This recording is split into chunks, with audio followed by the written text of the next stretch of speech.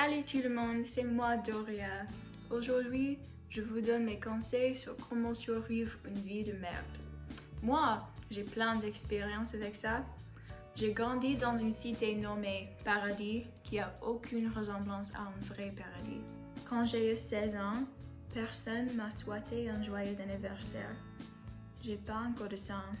Et le pire, le mec qui m'a donné ma première bise, il était couvert d'acné. Mais quand même, j'ai survécu. Donc ici, je vous raconte mon histoire.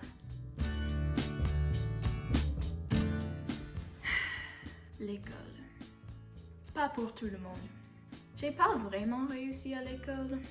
Les profs me disent « Semble perdu, redescendez sur terre ». Je m'en fous de ces profs. Moi, j'ai reçu des bonnes notes dans un seul sujet, les arts plastiques. Mais je vois pas l'utilité en vraie vie des arts plastiques. Tous les autres sujets, j'étais nulle. Il y a plein de trucs que tu peux pas apprendre à l'école, comme la dignité. Ma mère et moi, on l'avait même sans école. Elle peut même pas écrire, mais je suis fière qu'elle ait la dignité quand même. L'école sert à rien pour ça. Depuis que mon père est parti, on a plein d'assistantes sociales chez nous. Madame Burlot, je l'ai vue tous les lundis et elle sait des choses sur moi que moi-même je sais pas. Elle est une des deux personnes à qui je peux parler pour de vrai, mon pote à maudit et l'autre. Mais j'ai plus besoin d'elle. Madame Du quelque chose? Je sais pas. Elle est conne. Elle sourit tout le temps pour n'importe quelle raison. Et puis elle me pose des questions sur ma vie sans arrêt. Même si elle m'énerve, je sais qu'elle fait de son mieux de nous aider. Mais quand même, il faut pas sourire tout le temps. Ma voisine dans mon immeuble, Samra, elle avait vraiment une vie de merde. Elle était enfermée chez elle par son dictateur de père. Et personne s'en foutait, comme si c'est normal. Dans leur famille, les hommes sont les rois. Heureusement, elle s'est échappée pour épouser un mec. Je pense qu'elle est contente. En plus, mon père, il pensait que les filles servent à rien sauf pour pleurer et pour faire la vaisselle. Moi, je trouve les hommes plutôt chiants des fois.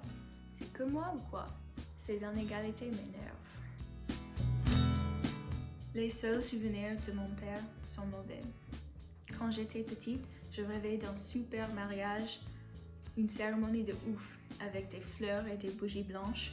Je porterais une robe en dentelle, comme une princesse. Mais cette fantaisie était gâchée par mon père minable. Sans lui, qui est censé me conduire à l'hôtel? Il faut déjà annuler la cérémonie et j'ai même pas encore la chance de trouver un mec. S'il veut épouser une paysanne plus jeune et plus féconde, je m'en fiche. En tout cas, il me voulait pas. Ma mère, par contre, elle est trop forte. Depuis que mon père est cassé, elle bossait dans un motel et maintenant, elle a un nouveau boulot comme la dame de cantine à une école primaire. Elle aime bien son taf et elle est plus heureuse qu'avant. Elle commence à écrire et lire aussi. Je suis trop fière. Je pense que nous, on va être mieux sans mon père. Je la déteste.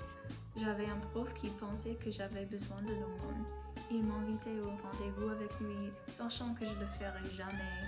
Tout ça pour avoir une bonne conscience et retourner à sa vie parfaite avec ses deux mouflets qui jouent à Barbie et sa femme qui cuisine le dîner d'une recette qu'elle a découpée dans le magazine Femme au foyer. Bref, je veux pas tes aumônes. Je suis pauvre, c'est clair, pas incapable. Ah donc, Nabi. Au début, je le croyais nul. Depuis qu'il m'a embrassé la première fois, je le trouve un peu plus tolérable. En fait, je l'aime bien. Je sais pas ce qui m'attend, mais je sais que l'amour, c'est une façon de s'améliorer. Comme avec Amoudi et Lila, ils ont presque une vraie famille. L'amour, ça peut changer la vie. Ce n'est plus kiff-kiff demain, comme j'ai un petit peu d'espoir pour l'avenir. Ça y est! Merci d'avoir regardé mon clip. Si vous l'avez aimé, like et subscribe. Et à la prochaine!